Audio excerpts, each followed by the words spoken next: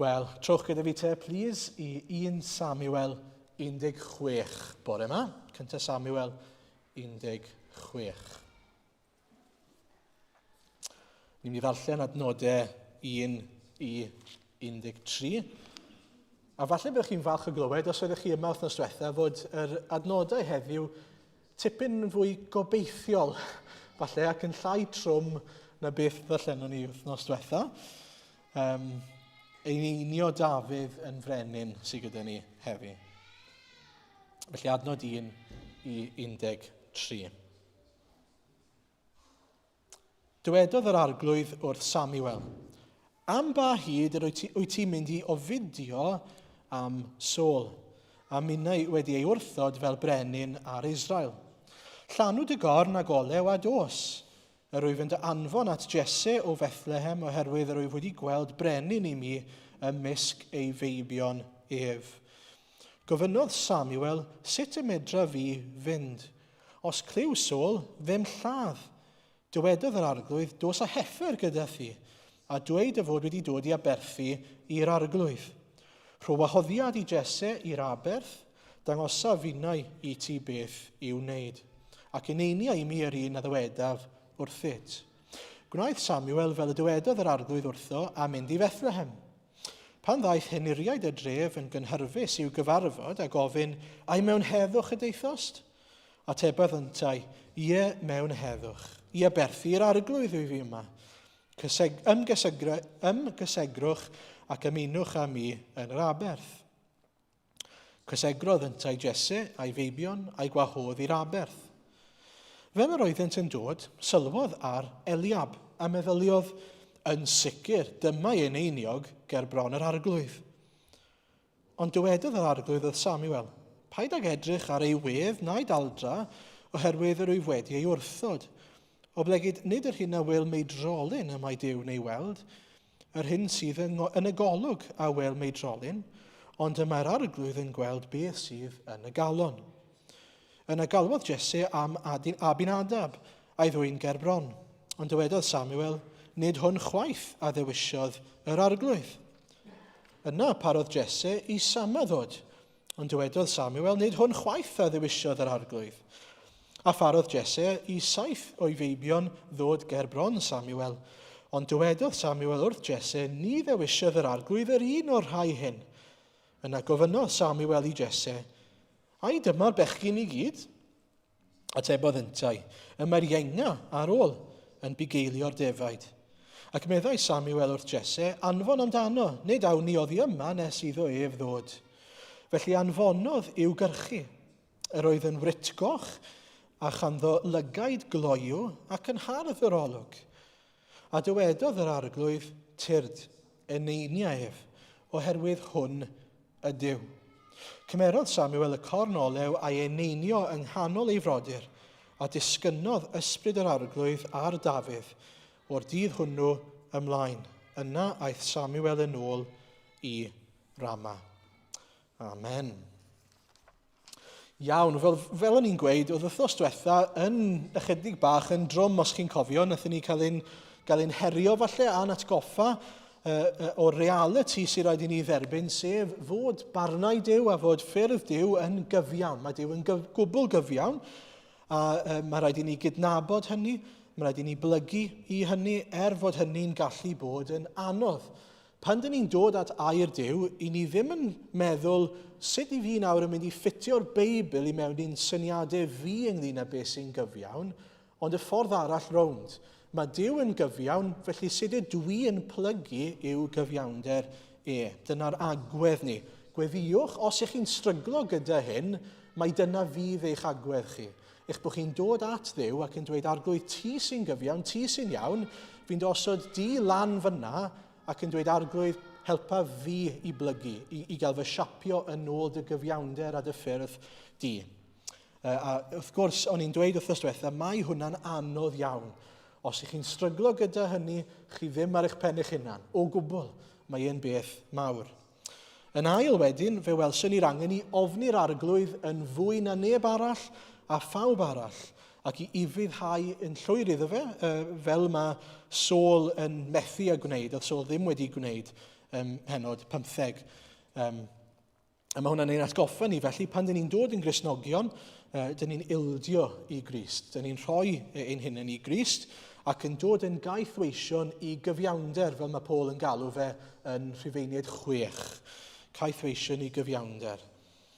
Nawr, fod Saul yn cael ei wrthod fel brenin, sa'n gwybod os nathach chi sylwi wythnos diwetha, ond mi oedd na un adnod oedd yn rhoi gobaith i ni, sef ym Mhennod 15, adnod 28, sydd yn dweud hyn. Yng nghanol barn Duw mae e'n dweud, mae'r arglwydd wedi rhwygo brenhiniaeth Israel oddi wrthi et heddi, ac am ei roi i un yn dymil sy'n well na thi. Ac felly, fod Saul nawr yn mynd i gael ei dynnu mas o'r frenhiniaeth, dyw hynny ddim yn golygu fod Duw wedi gorffen gyda'i bobl ac yn rhoi lan ar ei bobl. Mewn gwirionedd, mae wedi penderfynu mae brenin arall yn mynd i ddod. Un sydd yn ôl fy nghalon i. Ac felly mae hynny'n bwysig wrth gwrs i ni weld fod Duw fan hyn yn dal ar waith. Dyw e ddim yn gwrthod. A os chi'n cofio nôl i Bennod 13, oedd wedi paratoi Samuel, pryd hynny hyd yn oed. Chi'n cofio pan nath Saul i offrymu poeth offrwm, oedd e fod aros i Samuel i ddod, ond nath e ddim aros, a felly dyma fe yn offrymu poeth offrwm pan oedd e ddim fod. Wel, yn y adnod 14 o Bennod 13, yn yr un ffordd mae Duw trwy Samuel yn dweud, ond yn awr ni fydd dy frenhiniaeth yn sefyll. Bydd yr arglwydd yn ceisio gŵr yn ôl ei galon, a bydd yr arglwydd yn ei osod ef yn arweinydd ar ei bobl, am nad wyt ti wedi cadw'r hyn o'r chmynodd yr arglwydd i ti. A felly mae yna rhyw fath o broses yn digwydd fan hyn. Pennod 13, mae'r arglwydd yn mynd i, bydd yr arglwydd yn ceisio gŵr. Wedyn, pennod 15, mae'r arglwydd am ei roi i un sy'n well na ti, a wedyn ym pennod 16 heddi, mae'r arglwydd wedi gweld brenin. A felly mae'r amser wedi dod nawr yn ôl amser perffaith Duw, mae wedi gweld brenin ymysg ei feibion. A beth mae hwnna'n dangos i ni wrth gwrs yw fod Duw yn gweithio trwy'r amser. Weithiau pan dyn ni ddim yn gweld beth mae Duw yn gwneud, mae'n gweithio yn y dirgel i allu cyflawni ei bwrpasau. Cyhyd yma pobl Israel yn y cwestiwn, Saul yn frenin, a mae Saul yn mynd i fod yn frenin, ond mae Duw gyda chynlluniau eraill. A mae hwnna'n bwysig bod ni'n gweld fod Duw wastad yn gweithio ddoi nôl at hynny mewn munud. Ond beth sy'n allweddol ynglyn â yn enwedig pennod 13 adnod 14 fyna, yw fod Duw yn dweud y bydd e'n ceisio gŵr yn ôl ei galon e. Yn ôl ei galon. Mewn gwirionedd mae'r Gymraeg yn fwy cywir ac yn fwy addas na'r Saesneg, yn fwy tebyg i'r gwreiddiol i'r Hebraeg fan hyn. Nid gŵr ar ôl calon Duw, ond yn ôl calon Duw. Mae hwnna'n wahanol. Nid after his heart, ond according to his heart. Dyle fe fod. Mae yna rai cyfieithiadau Saesneg sydd yn defnyddio y term yna. Ond y rheswm mae e'n bwysig yw, a byddwn ni'n dod nôl at hyn mewn munud, fod yr arglwydd ddim yn dewis rhywbeth achos bod calon Dafydd yn ceisio ac yn dod ar ôl Duw, ond fod calon Duw ar ôl Dafydd. Yn dod ar ôl ac yn ôl yn unol ac ewyllus Duw, felly mae e'n dewis Dafydd. Yn ni ddod nôl at hynny, pam bod hynny'n bwysig. Ond y pwynt cyntaf bore yma ydy ni'n gallu gweld mor raslon ac mor ddibynadwy ydy Duw. Ydyn ni'n gallu gweld mor raslon a dibynadwy ydy Duw. Gallu Duw wedi dweud, wel, chi wedi gofyn am frenin, you made your bed, lie in it. Chi wedi cael cyfle, chi wedi cael gras, achos fi wedi rhybuddio chi pa fath o frenin fydde Saul. Ond ar yr un pryd mae Duw yn trigarhau ac yn raslon am ddau reswm. Mae'n trigarhau am ei fod e'n caru ei bobl, ydy, ond mae hefyd yn trigarhau oherwydd fod e wedi gwneud cyfamod gyda'i bobl. Ac oherwydd fod e wedi gwneud cyfamod, cytundeb, agreement gyda'i bobl, mae'n mynd i gadw'r cyfamod yna. Mae'n mynd i gadw ei air. Mae'n ffyddlon. Mae'n eirwyr. A mae hynny yn bwysig oherwydd pan dyn ni'n edrych yn ôl at be mae Duw wedi gaddo, y bydd disgynyddion Abraham yn cael ei bendithio, y bydd had Efa yn sathru pen y sarff. Yr holl addewidion sydd gyda ni, y bydd Meseia'n dod mewn geiriau eraill. Gan fod hynny ddim wedi digwydd eto, gan fod Duw ddim wedi gorffen ei bwrpasau eto, dyw ei fwriadau fe ddim wedi dod i ben. Mae gyda fe waith i'w wneud. Dyw e ddim yn mynd i anghofio i bobl. Dyw e ddim yn mynd i roi lan ar bobl Dduw. A mae hynny yn dangos i ni mor eirwyr yw Duw. Os yw e wedi gaddo, mae'n mynd i wneud e. Nes fod hwnna'n digwydd, dyw e ddim yn mynd i roi lan ar ei bobl. A chi'n gwybod, mae hwnna'n fendigedig. Bod ni'n gallu troi at air Duw, darllen addewidion Duw a gwybod maen nhw'n sefyll. Maen nhw'n sefyll. Maen nhw'n gadarn. Maen nhw'n ddiogel. Trwy'r amser, beth bynnag mae Duw yn dweud, mae e wedi bod yn wir a mae e yn wir ac mi fydd e'n wir am byth. Na chi beth hyfryd yw hwnna? Sdim byd arall yn y byd sydd yn ddibynadwy. Dim byd. I ni hyd yn oed fel pobl, dwi fel gŵr a fel tad, ddim yn ddibynadwy fel mae Duw yn ddibynadwy. Oherwydd natur pechod, dwi'n gadael pobl lawr. Ond mae'r arglwydd, mae gair yr arglwydd yn sefyll byth. Mae e'n ddisifol, unshakable, unmoving. A mae'n hyfryd gallu gwybod, pan dyn ni'n dod at yr arglwydd, mae e'n mynd i gadw ei addewidion a'i gyfamod i'w bobl. A chi raslon yw e yn gwneud hynny. Nid yn unig am fod e'n caru ei bobl, ond mae eisiau dangos rhywbeth i ni hefyd am pwy yw e, fod e'n un ffyddlon, geirwyr sy'n cadw ei air. Hyd yn oed cyn pigo'r Beibl lan, cyn agor y Beibl, i ni'n gallu gwybod bod e'n wir oherwydd pwy yw Duw, nid oherwydd beth mae e'n dweud. Na chi hyfryd yw hynny. Ond mae hwnna'n dod â her ac anogaeth i ni. Ydyn ni'n gwybod beth yw addewidion Duw? Ydyn ni'n ceisio gair Duw, chwilio gair Duw mwyn ffindo mas beth mae Duw yn ei addo i ni? Beth mae Duw yn ei ddweud am ei hunan? Beth mae Duw wedi dweud? Ac yna, ydyn ni'n trysori'r addewidion yna. Ac yna, ydyn ni'n galw ar Dduw amdanyn nhw. Ydyn ni'n ceisio addewidion Duw. Enghraifft, mae yna addewid yn y gair sydd yn dweud y bydd Duw yn rhoi yr ysbryd glân i'r rhai sydd yn gofyn amdano fe. What's the implication? Mae rhaid i ni ofyn, yn dos e? Mae'r addewid yna, mae'r cynnig yna.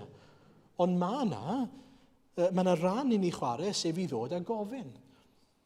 Pan i fi'n dweud wrth un o'r plant, edrych, dim ond bod ti'n dod nawr ato fi ac yn gofyn am help gyda gwaith cartre, na i roi help i ti. Dim problem. Be sy'n rhaid iddyn nhw'n wneud? Dod a gofyn, wrth gwrs. Dod a dweud, fi angen help. A mae'r un peth yn wir i ni. Ydyn ni'n gwybod beth yw'r addewidion, beth mae Duw yn cynnig, mwyn gallu pwyso arno fe a gofyn. Mae mor bwysig bod ni'n adnabod natur Duw a gwybod beth yw addewidion Duw ar ein cyfer ni. Ac yn ei trysori nhw, yn pwyso arnyn nhw, yn trystio ynddyn nhw wrth i ni bwyso ar yr arglwydd. Felly mae'r arglwydd yn raslon ac yn ddibynadwy. Yn ail wedyn, mwyn cyflawni ei bwrpasau, mae Duw yn dewis brenin arall. Y rheswm pam y problem gyda Saul yw fod e ddim yn unol gyda ewyllus Duw. Mae gan Dduw bwrpas. A dyna beth i ni'n gweld fan hyn. Doedd Saul ddim yn adnabod Duw, doedd e ddim yn caru Duw, a doedd e ddim yn ifydd i Dduw. Doedd e ddim yn gweld yr angen i blygu i ewyllus Duw. Mae Duw yn gwneud rhywbeth, felly mae rhaid i fi blygu i ewyllus Duw. Rhan o fywyd y Cristion yw sylweddoli mae Iesu nawr yn adeiladu ei eglwys. Mae Duw, y Duw sy'n drindod, yn cyflawni ei bwrpasau heddi nawr. A felly, beth i ni wneud? Wel, byw mewn i fuddod fel fod yr arglwydd trwy ei eglwys yn cyflawni ei bwrpasau. Os nag i ni'n deall hwnna, i ni'n mynd i ffwrdd ac yn erbyn y cyrrent fel petai. I ni'n mynd yn erbyn ffyrdd ac ewyllus Duw. Mae'n gweithredu nawr heddi, trwy ei bobl. Dyna sydd wedi digwydd trwy hanes. A beth sy'n hyfryd gweld yw fod Dafydd yn wahanol. Wrth i ni edrych ar Dafydd yn yr wythnosau nesaf, mi fyddwn ni'n gweld fod Dafydd, fel Jonathan yn ddiddorol, eisiau ceisio'r arglwydd, eisiau plygu i ewyllus yr arglwydd. eisiau bod yn ostyngedig a dweud na, ffyrdd yr arglwydd sydd yn bwysig, nid yn ffyrdd i. A nid yn rhannol bwysig chwaith, yn holl bwysig, i fuddod llwyr nid rhannol fel ni'n gweld gyda Saul mor aml. Ac felly mae'n gweld fod angen brenin sydd yn unol a'i ewyllus e. Yn drydydd wedyn, mae yna amser i olaru neu i ofidio a mae yna amser i weithredu. Mae hwn yn bwysig iawn fi'n credu yn yr hanes yma. Ar ddiwedd pennod 15, chi'n cofio, oedd Saul yn galaru. Oedd e'n galaru. Gofidio yw'r gair yn y Gymraeg, ond galaru yw e. Bod e'n wir yn tristau dros ei ffrind Saul, oherwydd bod e'n gwybod nawr, mae Saul wedi cael ei wrthod fel brenin. A does dim fel petai dylanwad diwiol nawr ar Saul, oherwydd fod Samuel ddim yn siarad gyda fe. Ond, os chi'n sylwi yn adnod 1 o bennod 16, mae Duw yn dweud, am ba hyd yr wyt ti'n mynd i ofidio neu galaru am Saul, a minnau wedi ei wrthod fel brenin ar Israel. Gallech chi ddarllen hwnna, dwi'n argymell i chi beidio darllen hwnna fel Duw yn dweud, come on now, get over it. Nid dyna'r agwedd sydd gan Dduw fan hyn. O gwbl, beth mae'n dweud yw am ba hyd. Mae yna le i alaru. Mae yna le i dristau. Mae yna, yn sicr. A mae Samuel wedi gwneud hynny, oherwydd fod e'n sylweddoli fod Saul y tu allan i ewyllus Duw. Y tu allan i fendith Duw nawr. A mae hwnna'n drist nag yw e, wrth gwrs. Pan ni'n meddwl am y bobl ni'n caru, a ni'n sylweddoli bod nhw tu fas i ewyllus Duw, mae hwnna'n torri'n calonau ni. Ond ar yr un pryd, os nag oedd Samuel yn mynd i sylweddoli fod Duw yn sofran a fod Duw gyda bwriadau i ddal ati i gyflawni bwrpasau, bydde fe'n byw yn fyna, yn y tristwch yna, am byth. Bydde fe'n byw yn y galar am byth. Yn lle bod e'n dweud, wel, fi'n drist, ond mae rhaid i fi ar yr un pryd sylweddoli, dyma ewyllus Duw. Ac os mae dyma ewyllus Duw, mae rhaid i fi fodloni gyda hynny, achos mae Duw yn gyfiawn, dwi ddim. Ac felly, dyna sydd yn digwydd fan hyn.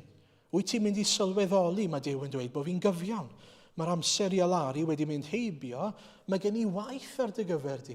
Y gwaith nawr i eneinio'r brenin newydd. Ac felly mae'n amser nawr i Samuel i symud ymlaen. Nid i fyw yn edrych yn ôl, ychydig bach falle fel gwraig Lot, os chi'n cofio, yn edrych yn ôl, ond i edrych ymlaen a gweld reit, beth mae Duw yn ei wneud nawr. Ein ffocws ni yw beth yw bwriad Duw ar ein cyfer ni nawr. Nid cwestiynu beth mae Duw wedi wneud yn y gorffennol. Ac felly bod yna alar i gael, mae'r amser nawr i edrych ar gynlluniau Duw. A cyn symud i'r pwynt nesaf, sylwch, mae Samuel yn ei efuddod yn mynd. Mae e'n mynd. Adnod 4, mae'n mynd. Ond nid cyn bod e'n gofyn, wel, sut arglwydd? Sut dwi'n mynd i fynd? Sut ar y ddeian las ydw i'n mynd i allu mynd? Achos os ydw i'n mynd, mae Saul yn siŵr o fod yn mynd i'n lladdu. Mae yna densiwn nawr rhwng Samuel a Saul, oherwydd mae Saul wedi gweld Samuel yn embaras o fe. Mae wedi ei geryddu fe'n gyhoeddus. Mae hefyd wedi gwneud beth oedd Saul ddim yn fodlon wneud, os chi'n cofio, sef lladd brenin Agag. Ac felly mae wedi mewn un ystyr gwneud ffwl o Saul. A felly mae'n poeni nawr, os dwi'n dod eto ac heb sôn am bod fi'n dweud nawr, fi'n mynd i osod rhywun arall ac yn einio rhywun arall yn frenin, mae'n mynd i'n lladd i. A mae Duw yn dweud wrtho fe, cer i ddweud bod ti'n mynd i aberthu heifer. A byddi di'n gwneud hynny, wrth gwrs. A beth ni'n gweld fan hyn yn ddiddorol, a ni'n gweld mewn rhai darnau eraill o'r Beibl, yw Duw yn dangos i ni sut dyw e ddim yn dweud celwydd, ond mae e'n cadw rhannau o'r gwir fel bod e'n gallu cyflawni ei bwrpasau. Dyw e ddim yn dweud celwydd o gwbl, oherwydd mae e'n mynd ac yn aberthu heifer. Ond dyw e ddim yn esbonio bydd e hefyd yn eneinio Dafydd yn frenin, mwyn fod yr arglwydd yn cyflawni ei bwrpasau. Nesa te, ble mae Samuel yn mynd? Mae hwn yn ddiddorol. Ni'n dod at Nadolig. Ble mae Samuel yn mynd? Wel, mae Samuel yn mynd i Bethlehem. Dyma ni'n mynd i Bethlehem. Ond nid ar fore dydd Nadolig. Mae'n mynd i Bethlehem achos bod Duw yn dweud, mae yna ddyn yna ym Bethlehem sydd, a bydde Samuel, y pwynt hwnna yw bydde Samuel yn mynd, Bethlehem? Ti'n siŵr Arglwydd? Nes ti wei Bethlehem?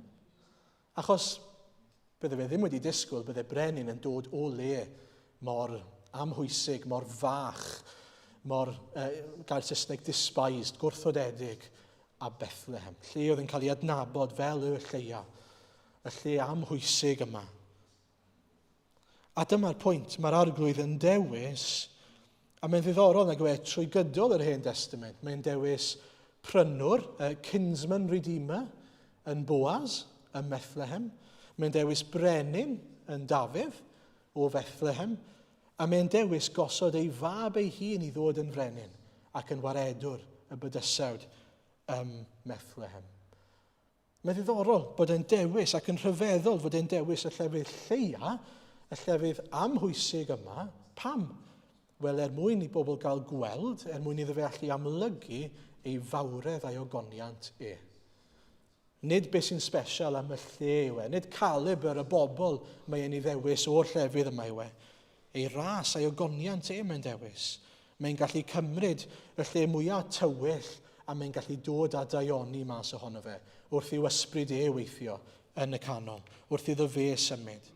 A be byddwn ni'n gweld, a byddwn ni'n gweld hyn dros y Nadolig, fi'n siŵr, yw fod Duw yn defnyddio y pethau bach yma, y pethau sydd i weld yn amhwysig, fel mynd i Bethlehem, a digwydd bod Bethlehem fan hyn, a dyn ni yn gallu edrych yn ôl. Chi'n cofio Mathew 1, fi'n siŵr, llinach Iesu, a gweld sut mae'r y llinach yna wedi cael ei glymu at ei gilydd mewn ffordd, wedi cael ei wei mewn ffordd sy'n dangos i ni trwy deulu Abraham. Yr holl ffordd yn ôl, mae'r Arglwydd wedi darparu gwaredwr.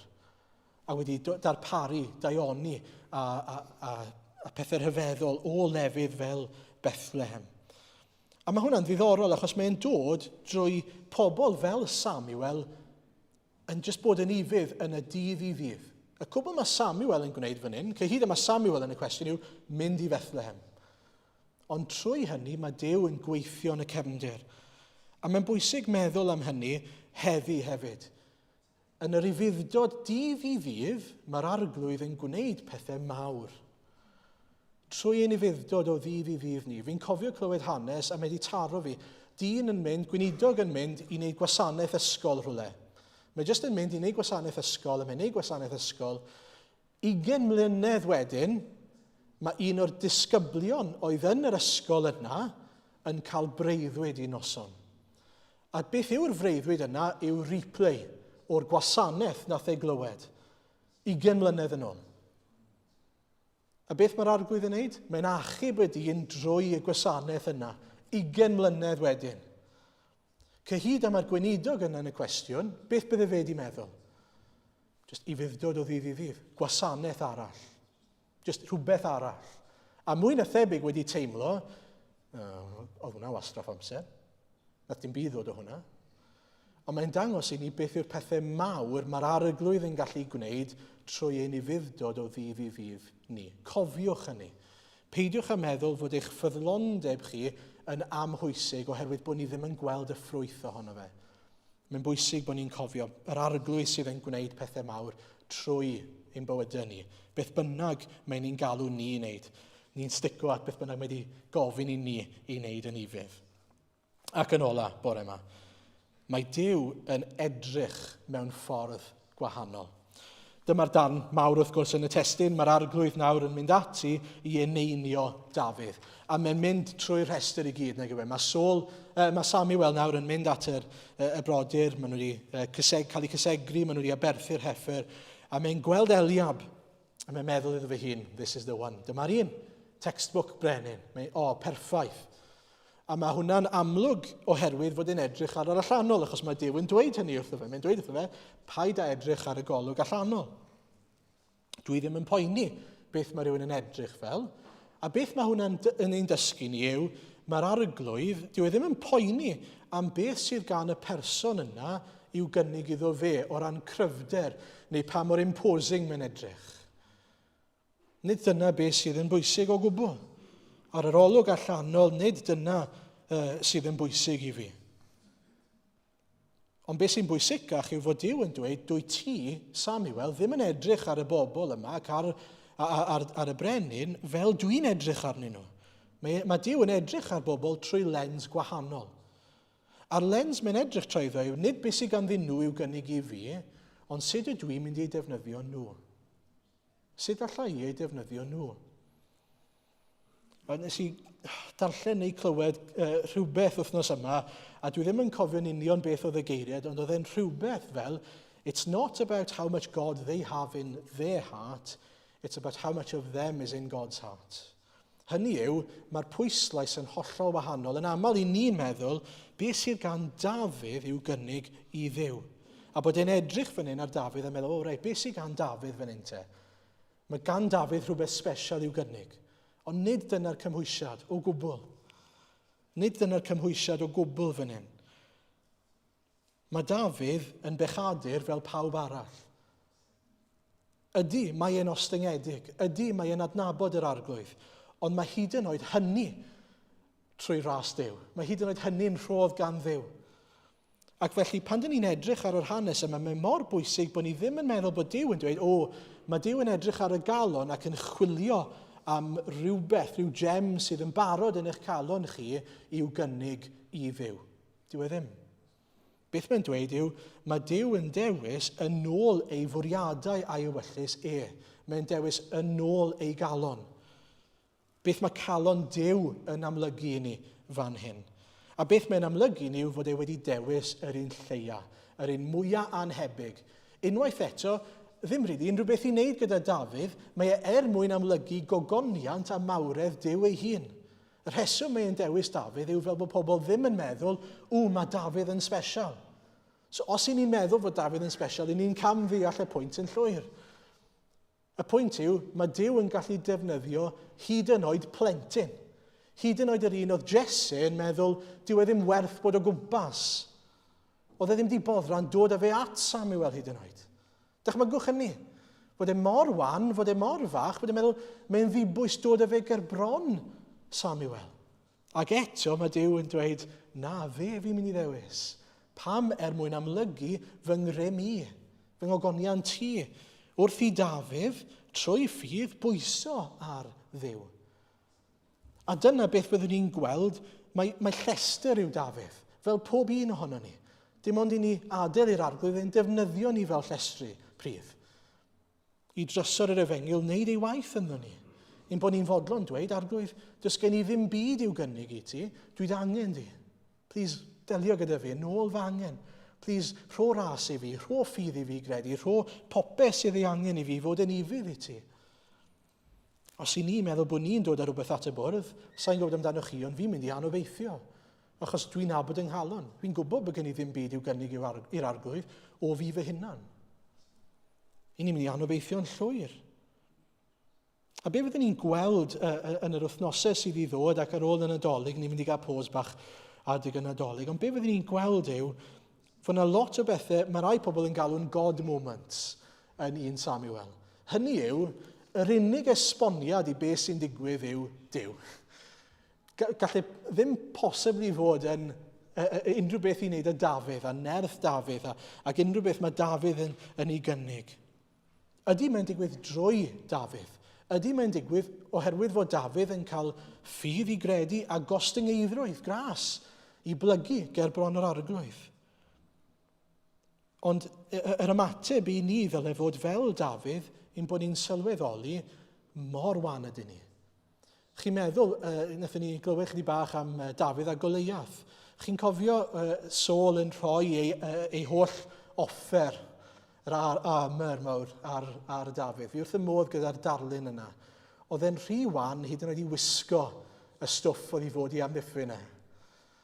Hynny yw, mae'n cael ei stripo hyd yn oed o hynny, yr amddiffyn corfforol yma, oedd gan byddai Saul yn gallu gwisgo fe. Ond oedd Dafydd yn cael ei adael yn noeth gyda dim byd basically i'w amddiffyn heblaw am yr arglwydd. I ddangos mae yr unig un oedd ei angen i'w amddiffyn oedd yr arglwydd. Oedd e ddim angen y stwff arall. A mi fyddwn ni'n gweld mor rhyfeddol yw'r arglwydd yn galw pobl gwan. Ydych chi'n teimlo'n wan? Ydych chi'n teimlo bod dim byd gyda chi'w gynnig i'r arglwydd? Gret. Gret. Halleluia. Dyna'n union lle chi angen bod. Mewn lle lle chi'n sylweddoli, s'dim byd gyda fi, ond mae'r arglwydd yn gallu gweithio yno fi a trwo fi. Mae'n gallu rhoi nerth, rhoi gras i ni, mwyn i ni allu bod yn bobl ffyddlon iddo fe. Beth bynnag mae'n ein galw ni i wneud. Clod a mawl iddo fe. Amen.